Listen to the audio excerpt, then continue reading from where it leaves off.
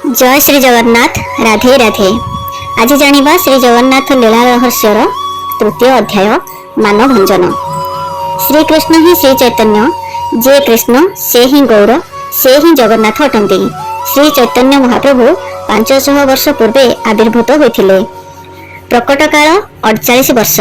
सेही 48 वर्ष मध्यरु 24 वर्ष पूर्वा श्रमलीला और 24 वर्ष सन्यास लीला। सन्यास लीला रे श्रीमान चैतन्य महाप्रभु पुरुषोत्तम धाम श्रीक्षेत्र रे एकाधिक्रमे 18 वर्ष काल अवस्थान करथिले। तांकर सेही रहिबार स्थान वर्तमान विद्यमान अछि, जहा राधाकांत मठ रूपरे परिचित।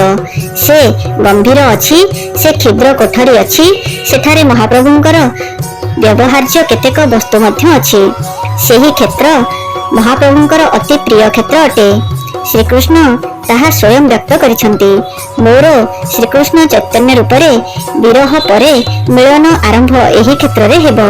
श्री चैतन्य हेउछंती कृष्ण। से राधा भावरे विभावित होई राधांक सदृश सेही कृष्ण विरह अनुभव करुथिले। कृष्ण कृष्ण कही सर्वदा क्रंदन करुथिले। रसराज महाभावंकर मिलित तनु श्री गौरांग। रसराज श्रीकृष्ण महाभावमयी श्रीमती राधिकांकर मिलित तनुश्री गौरांग। एही अवतार रे विशेष करी राधा भावरे प्राधान्य अछि।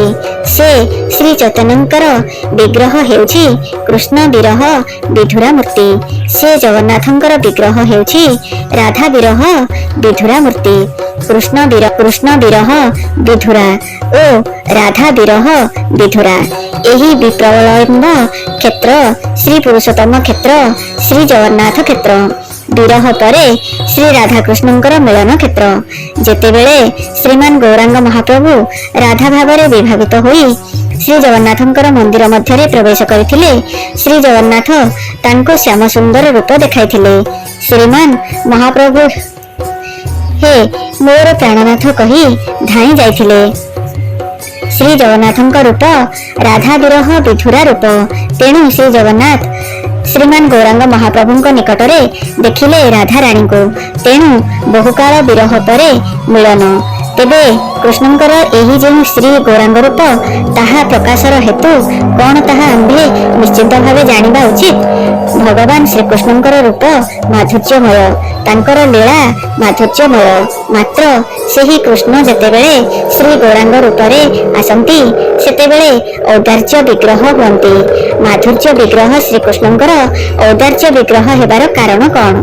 से कारण त्रिविध बांछापूर्ति। ब्रज लीला रे श्रीकृष्णंकर त्रिविध बांछा पूर्ण होई पारि नाही। श्री राधयाः प्रणमहिमा कीदृशोवा नयाता स्वादो योना भूत मधुरिमा कीदृशोवा मदीयः सौख्यं चास्या मदनुभवतः कीदृशं वेति लोभात् तद्भावाढ्य समर्जनी सचीगर्भ सिंधु हरिन्द्र। राधा प्रेम किपरि, कृष्ण ताहा जानिबे किपरि? से तो विषय विग्रह, राधाराणी आश्रय विग्रह। तेणु विषय विग्रह रे रही आश्रय जातीय सुख आस्वादन करिबे किपरि? ताहा श्रीकृष्णଙ୍କ पक्षरे असंभव। ଏହା प्रथम कारण। माधुर्यक निलय कृष्ण कंदर्प कोटि कमनीय विशेष शोभन। जेउ श्रीकृष्णंकर सौंदर्य कोटि कंदर्पर सौंदर्य को धिकार करुछि, सेही सौंदर्य को एकमात्र राधाराणी पूर्ण रूपरे आस्वादन करुछंती। एकली राधिका आस्वादे सकली। कृष्ण भाविले मोर केउ रूप माधुरी राधाराणी आस्वादन करती, ताहा किपरि मु जानिबी? यह द्वितीय कारण।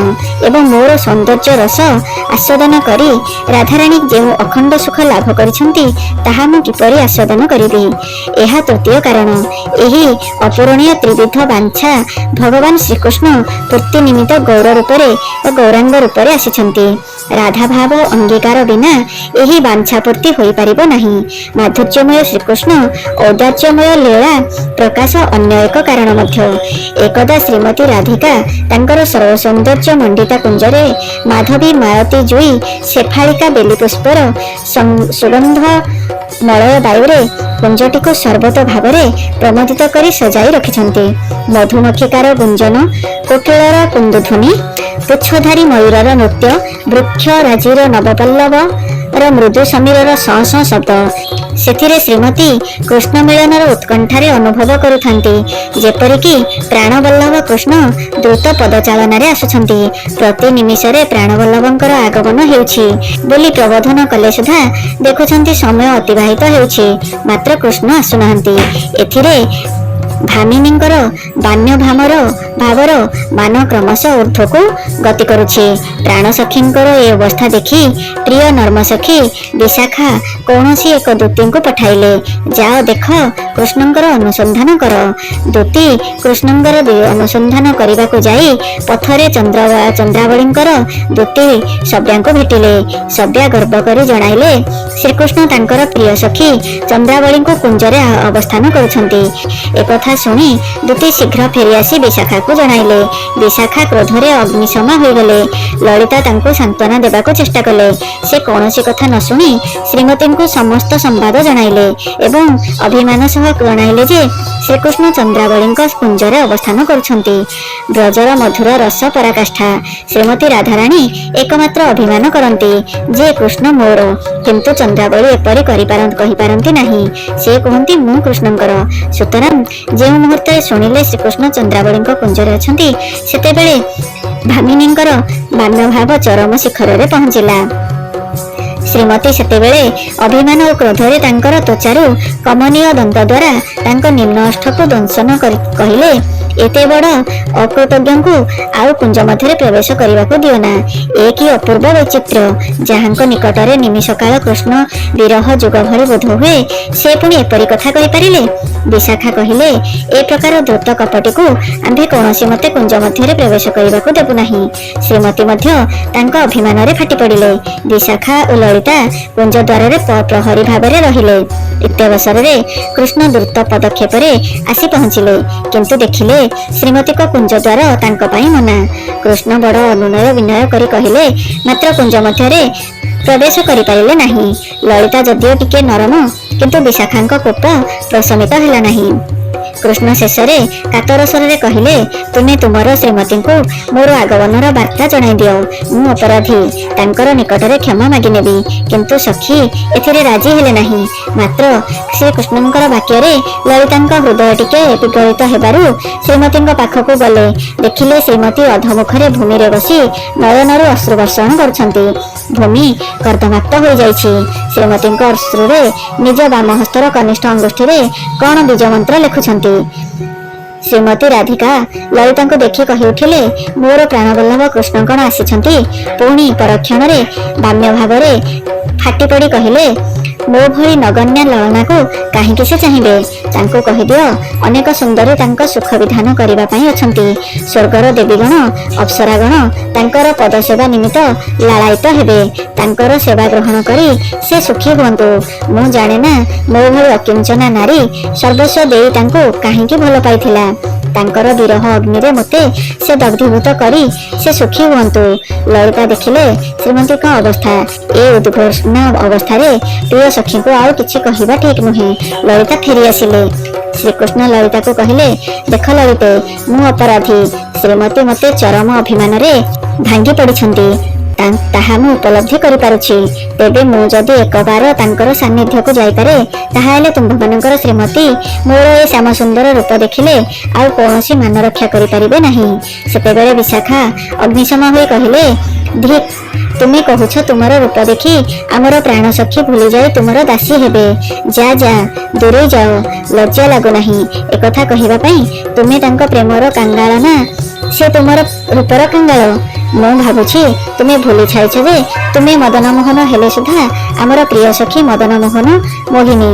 ଦିନେ ତୁମକୁ ତାଙ୍କର ପ୍ରେମର କାଙ୍ଗାଳ ହୋଇ କାନ୍ଦିବାକୁ ପଡ଼ିବ କୃଷ୍ଣ, ଏକଥା ମୁଁ କହି ରଖୁଛି। କୃଷ୍ଣ କୌଣସି ଉପାୟ ନ ଦେଖି ମନର ଅପେକ୍ଷାରେ ଚାଲିଗଲେ ଯମୁନା କୂଳକୁ। ସେଠାରେ ଅଙ୍ଗର ସମସ୍ତ ଭୂଷଣ ଫିଙ୍ଗିଦେଲେ। ଯମୁନା ବାଲିରେ ଗଡ଼ିଲେ, ଲୁଣ୍ଠିତ ହେଲେ। ତାଙ୍କର ଶ୍ରୀମୁଖରୁ ଧ୍ୱନିତ ହେଉଥିଲା, ରାଧେ ରାଧେ ରାଧେ ରାଧେ ପୁରାହ ମଧୁରୀ ପୁକାମମ୍। ଯଦିଓ ସେ ଆତ୍ମାରାମ, ତଥାପି ରାଧାରାଣୀଙ୍କ ପ୍ରେମରେ କାଙ୍ଗାଳ ସେ ଅଟନ୍ତି। ପୂର୍ଣ୍ଣବାସୀ ଦେବୀ ସର୍ବଜ୍ଞ। ସେ ସମସ୍ତ ଘଟଣା ଜାଣିପାରି ଉପସ୍ଥିତ ହେଲେ କୃଷ୍ଣଙ୍କ ସାନ୍ନିଧ୍ୟରେ।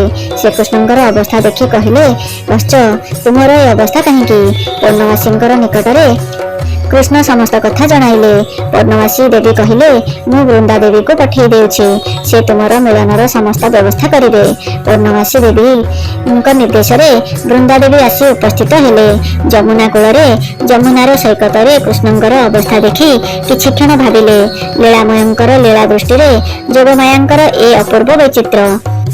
जोगमाया सबु लीला योजना करिसंती, मु हेबी तांकर सहायक। नित्य मिलन रे पुणी विरह, हृदयर सर्वस्व प्राणवल्लभଙ୍କୁ अभिमान करी विदाय देले। जेउ प्राणवल्लभ विरह श्रीमती सह्य करि पारंती नाही, जहांक निकटरे एक क्षण कृष्ण विरह जोगसम प्रत्यमान हुए। जोगायितं निमेषेण चक्षुषा प्रसादितं शून्यायितं जगत् सर्वं गोविंद विरहेण मे।